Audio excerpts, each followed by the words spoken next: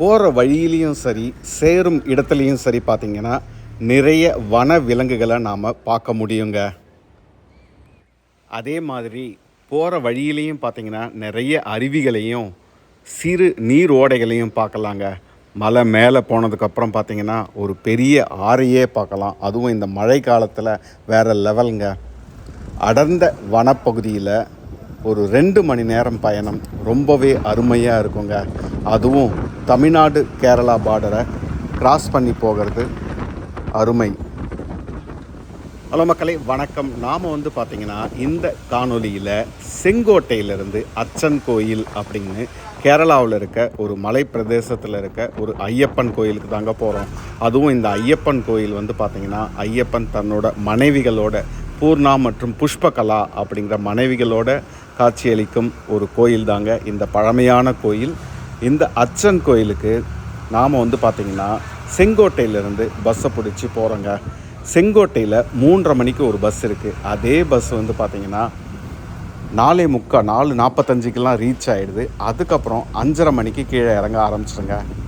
செங்கோட்டையிலேருந்து ஒரு நாளைக்கு 4 Kerala bus service இருக்கிறதா சொல்லியிருந்தாங்க. நான் பார்த்திங்கன்னா மத்தியானம் 3:30 மணிக்கு பஸ்ஸை பிடிச்சி இந்த அச்சன் கோயிலுக்கு போயிட்டுருக்கேங்க. ரொம்ப ஒரு அருமையான பயணம், அடர்ந்த வனப்பகுதிக்குள்ள பயணம். தமிழ்நாடு செக் போஸ்ட் பார்த்திங்கன்னா மேக்கரை அப்படிங்கிற ஒரு கிராமத்தோட முடியும். அதுக்கப்புறம் பார்த்திங்கன்னா கேரளா வனப்பகுதி ஸ்டார்ட் ஆகிடும். இங்கே போகிற வழியிலையுமே பார்த்திங்கன்னா இந்த தென்மேற்கு பருவ காலத்தில் போனீங்கன்னா, பருவ மழை காலத்தில் போனீங்கன்னா நிறைய அருவிகளையும் காட்டாறுகளையும் பார்க்க முடியுங்க. இந்த பயணத்தின் போதே இந்த பேருந்தில் பார்க்க முடியுது. பஸ் கட்டணம் பார்த்திங்கன்னா வெறும் 35 ரூபாய் தான். நீங்கள் போக வர ஒரு 70 ரூபாயில் அருமையான ஒரு வனப்பகுதிக்கு ஒரு பயணம் போயிட்டு வர மாதிரி ஒரு உணர்வு உங்களுக்கு ஏற்படும். கண்டிப்பாக நீங்கள் குற்றாலமோ இல்லை தென்காசியோ போனீங்கன்னா இந்த பயணத்தை மிஸ் பண்ணாதீங்க. நான் பார்த்திங்கன்னா இன்றைக்கி காலையில் 5:30 மணிக்கு எல்லாமே பார்த்திங்கன்னா தென்காசிக்கு வந்தடைஞ்சிட்டேன். அதுக்கப்புறம் பார்த்திங்கன்னா திருமலை குமாரசுவாமி கோயில், அதாவது தென்காசி செங்கோட்டையிலேருந்து திருமலை கோயில் அப்படிங்கிற ஒரு முருகர் கோயிலுக்கு போயிருந்தேன். அதை பற்றின ஒரு காணொளி தனியாக இருக்குது, கண்டிப்பாக பாருங்கள். அதுக்கப்புறம் குண்டாறு டேமில் கணிசமான நேரத்தை செலவிட்டேன். ஃபஸ்ட் ஹாஃப்க்கு குண்டாறு டேமும் திருமலை குமாரசுவாமி கோயிலும் பார்த்ததுக்கப்புறம் செகண்ட் ஹாஃபில் பார்த்திங்கன்னா இந்த அச்சன் கோயில் அப்படிங்கிற ஒரு அழகான மலை கிராமத்தில் இருக்க ஐயப்பனை பார்க்குறதுக்காக கிளம்பியாச்சுங்க. அதுவும் பஸ் ஃபெசிலிட்டி சரியான நேரத்துக்காக எனக்கு இருந்தது. மத்தியானம் 3:30 மணிக்கு ஏறினீங்கன்னா 4:45 எட்டு போய் விட்டுருவாங்க. அதுக்கப்புறம் உங்களுக்கு ஒரு 45 நிமிஷம் நேரம் இருக்குது. பக்கத்தில் இருக்க ஒரு காட்டாறுலேயுமே குளிச்சுட்டு தான் கோயிலுக்குள்ளேயே போனேங்க. ஸோ அவ்வளவு அருமையான ஒரு பயணம் இந்த அச்சன் கோயில். இந்த அச்சன் கோயிலில் இருக்க ஐயப்பன் சிலை பார்த்திங்கன்னா மிகவும் பழமையான சிலை. அது மட்டும் இல்லாமல் மூலிகைகளால் உருவாக்கப்பட்ட சிலை அப்படின்னு சொல்கிறாங்க.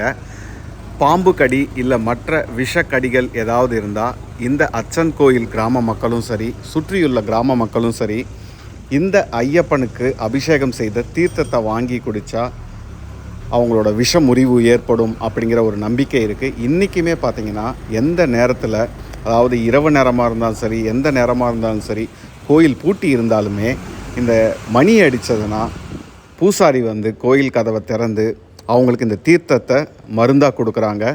அதனால் விஷ முறிவு ஏற்படுறதா இன்றைக்கும் நம்பிக்கை இருக்கிறதா சொல்கிறாங்க.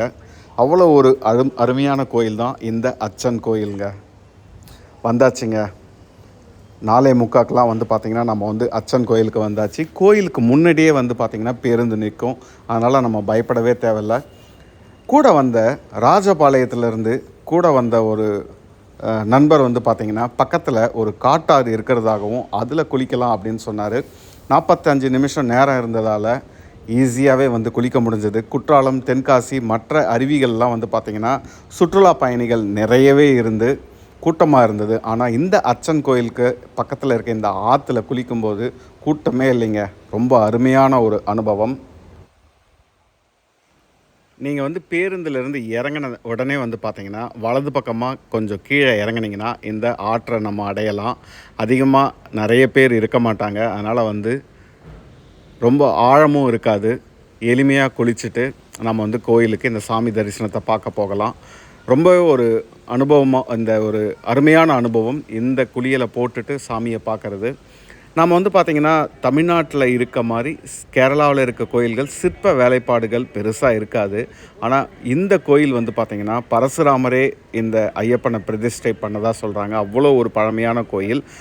இந்த இருப்பிடம், அதாவது அமைவிடம் அப்படின்னு சொல்லுவாங்க இல்லையா, ரொம்ப ஒரு அருமையான அமைவிடம். இந்த கோயிலுக்கு உள்ளே போகும்போதே வந்து ஒரு தெய்வீக உணர்வையும் ஃபீல் பண்ண முடியுது. அவ்வளோ ஒரு பழமையான கோயில்.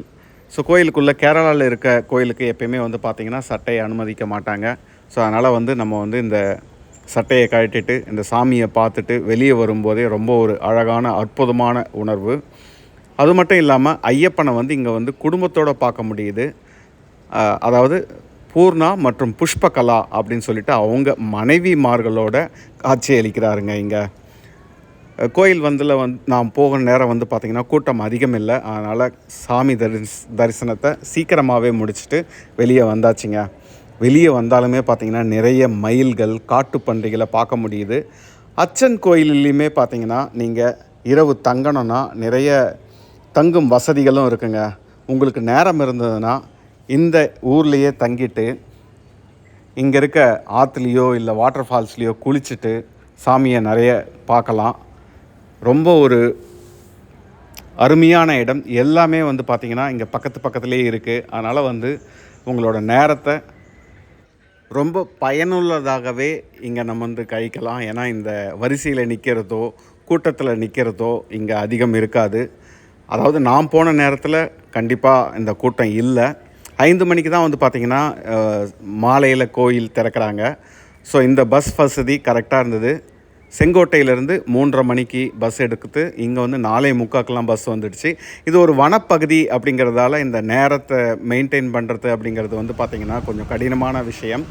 ஆனால் அதே பஸ்ஸு தான் கீழே இறங்குது அப்படிங்கிறதால பயம் கிடையாது. பஸ்ஸை பிடிச்சி திரும்ப செங்கோட்டைக்கு வந்தாச்சுங்க. 5:30 மணிக்கு எடுத்த வண்டி வந்து பார்த்திங்கன்னா 6:45 கீழே வந்துடுச்சு.